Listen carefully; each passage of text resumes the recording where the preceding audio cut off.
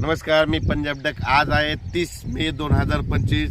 मी जात आहे धुळ्याकडे। हे पारोळा रोड आहे आणि या ठिकाणून म्हणजे हे जळगाव जिल्हा आणि धुळे जिल्ह्याचे बॉर्डरवर आहे आणि या ठिकाणून आपल्या महाराष्ट्रातल्या शेतकऱ्याला अंदाज देणार आहे।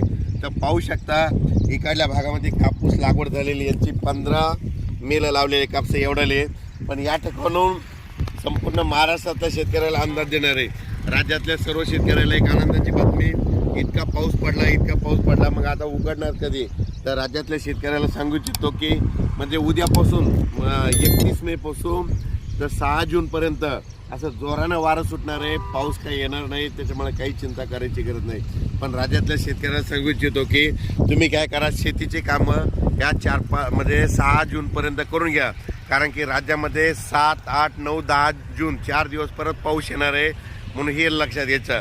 आणि ते 7, 8, 9, 10चा पाऊस भाग बदलत पडणार आहे, म्हणून हे अंदाज लक्षात घ्यायचा। पण राज्यात मात्र 6 जूनपर्यंत हवामान कोरडं राहणार आहे, पाऊस काय येणार नाही, त्याच्यामुळे काही चिंता करायची गरज नाही।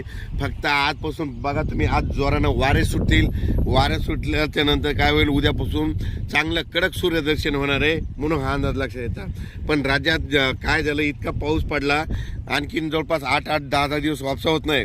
पण माझी विनंती, ज्यांचं रान जसं तयार होईल तसं तुम्ही तयार करा, कारण की राज्यामध्ये 7, 8, 9, 10 जूनला परत थोडा पाऊस येणार आहे, म्हणून हा अंदाज लक्षात घ्यायचा।